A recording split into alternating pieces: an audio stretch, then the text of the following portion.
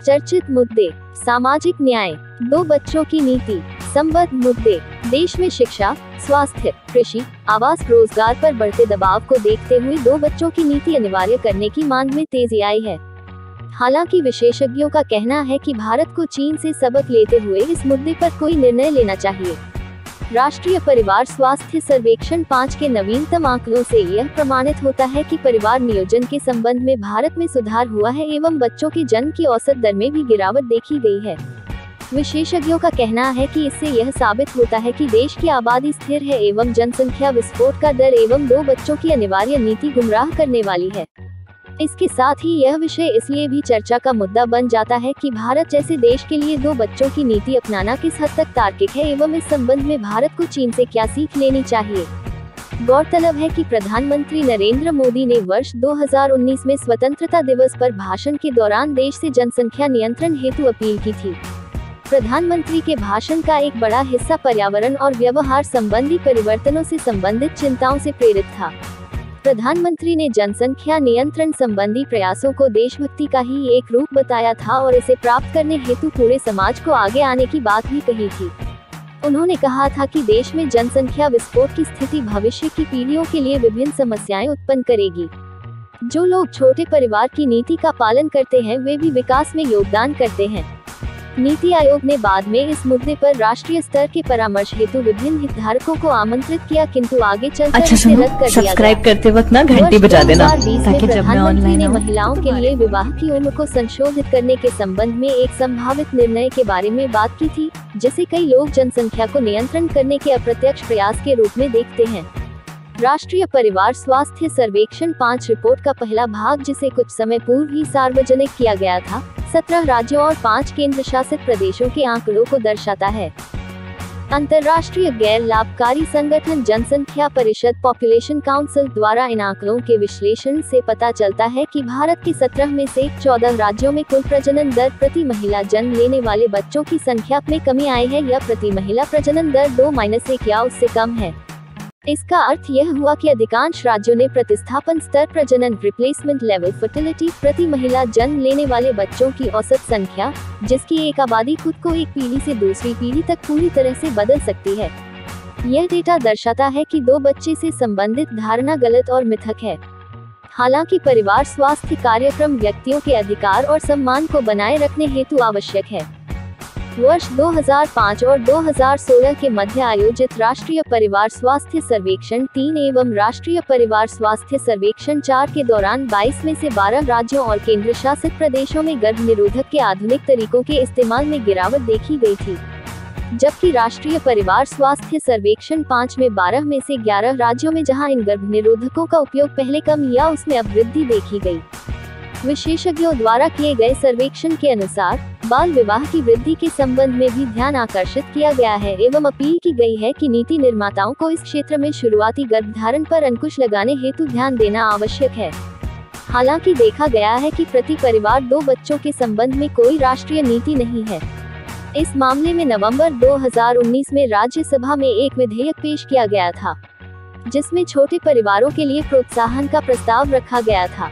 विभिन्न राज्यों में 2 बच्चों से संबंधित नीति 2019 तक की स्थिति।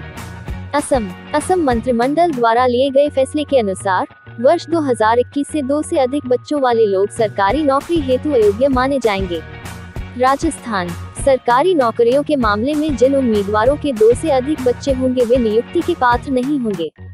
राजस्थान पंचायती राज अधिनियम 1994 के अनुसार यदि किसी व्यक्ति के 2 से अधिक बच्चे हैं तो उसे ग्राम पंचायत या वार्ड सदस्य के रूप में चुनाव लड़ने के लिए योग्य घोषित किया जाएगा।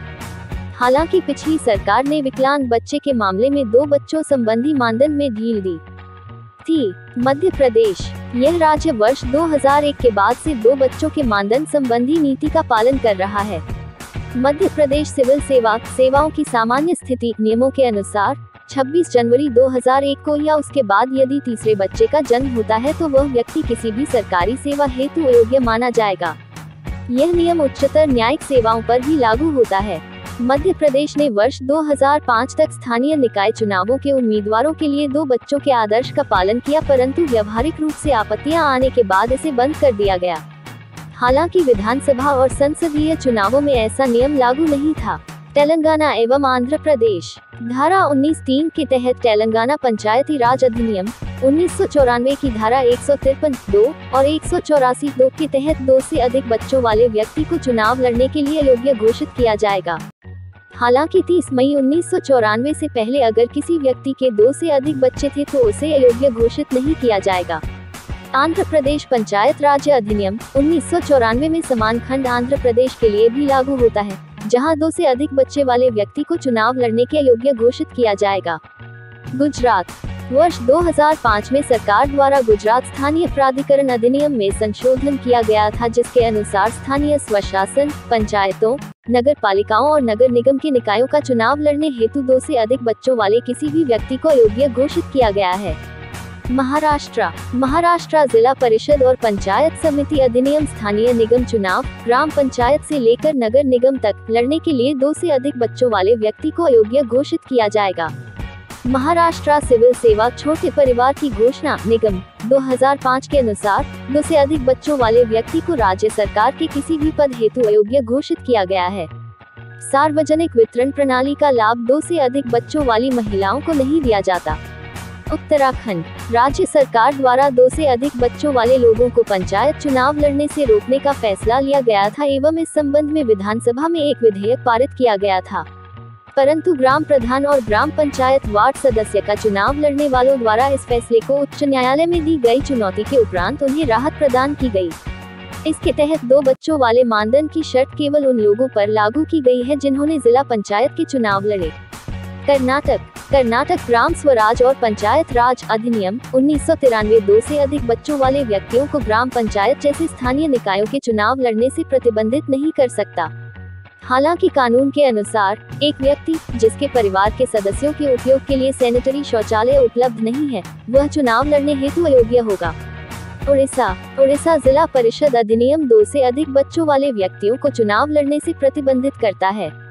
2 बच्चों से संबंधित राष्ट्र नीति 13 अगस्त 2018। 2 बच्चों से संबंधित राष्ट्र नीति को लागू करने हेतु राष्ट्रपति को याचिका सौंपी गई। 15 अगस्त 2019।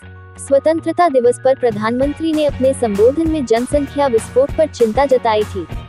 10 जनवरी 2020। सर्वोच्च न्यायालय ने जनसंख्या नियंत्रण कानून वाली याचिका पर केंद्र सरकार को नोटिस जारी किया। 18 जनवरी 2020। आरएसएस के संघ संचालक मोहन भागवत द्वारा जनसंख्या नियंत्रण का मुद्दा उठाया गया। सर्वोच्च न्यायालय में दायर याचिका में कहा गया था कि क्या भारत में सिर्फ 2 बच्चे पैदा करने वाला कानून पास हो सकता है? क्या भारत सरकार चीन की तरह 1 चाइल्ड पॉलिसी लेकर आ सकती है? हालांकि इस पर सर्वोच्च न्यायालय ने कहा था कि यह संसद के हस्तक्षेप का क्षेत्र है। 2 बच्चों की राष्ट्र नीति के नकारात्मक पहलू। आर्थिक सर्वेक्षण 2018-19 के अनुसार वर्ष 2040 तक भारत में बुजुर्गों की आबादी 16% तक पहुंच जाएगी। वर्ष 2050 तक यह संख्या 33 करोड़ पार कर जाएगी और विशेषज्ञों द्वारा आशंका जताई जा रही है कि अगर 2 बच्चों की राष्ट्र नीति नहीं अपनाई गई तो इन आंकड़ों में और अधिक वृद्धि हो सकती है। 2 बच्चों की राष्ट्र नीति के सकारात्मक पहलू। संयुक्त राष्ट्र की रिपोर्ट के अनुसार भारत की आबादी वर्ष 2027 तक 158 करोड़ हो जाएगी, जो फिलहाल 131 करोड़ है। वहीं चीन की जनसंख्या वर्ष 2027 में 153 करोड़ हो जाएगी। इस प्रकार भारत वर्ष 2027 तक विश्व की सबसे बड़ी आबादी वाला देश बन जाएगा। गौरतलब है कि जनसंख्या बढ़ने से बेरोजगारी, गरीबी, अशिक्षा, निम्न स्वास्थ्य स्तर और प्रदूषण जैसी समस्याओं में वृद्धि होगी। जनसंख्या के संबंध में चीन की स्थिति। वर्ष 1979 में चीन द्वारा 1 बच्चे की राष्ट्र नीति को लाने का उद्देश्य बढ़ती हुई आबादी पर नियंत्रण पाना था। उस वक्त चीन की जनसंख्या 97 करोड़ थी, जो वर्ष 2019 में 139 करोड़ हो गई है। इस नीति से 40 करोड़ बच्चे कम पैदा हुए, लेकिन कामगार आबादी में तेजी से गिरावट हुई। इससे वहां वृद्ध जनसंख्या में तेजी से वृद्धि हुई एवं बुजुर्ग पीढ़ी को सहारा देने के लिए युवा आबादी में कमी आने लगी। इसे देखते हुए चीन ने अपनी नीति को बदलते हुए वर्ष 2016 में 1 बच्चे की राष्ट्र नीति को वापस ले लिया एवं 2 बच्चों की इजाजत दे दी। आगे की राह। भारत में जनसंख्या संबंधी कैसी नीति होनी चाहिए, इस पर राष्ट्रव्यापी बहस की आवश्यकता है। इसके लिए केंद्र, राज्य और अन्य संबंधित संस्थाओं को एक साथ मिलकर किसी निष्कर्ष पर पहुंचना होगा। चीन का सबक भी यही कहता है कि भारत को ऐसा अनिवार्य कानून बनाना चाहिए जो सस्ती सुलभ शिक्षा और स्वास्थ्य सेवाओं में वृद्धि कर इस कार्य को सुनिश्चित कर सके।